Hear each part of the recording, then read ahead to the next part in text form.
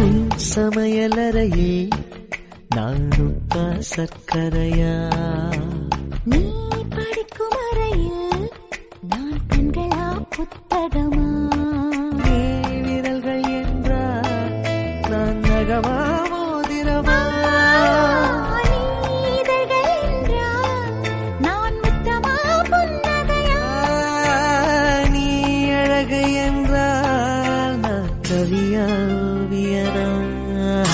உன் சமையலறையே நான் உப்பா சர்க்கரையா?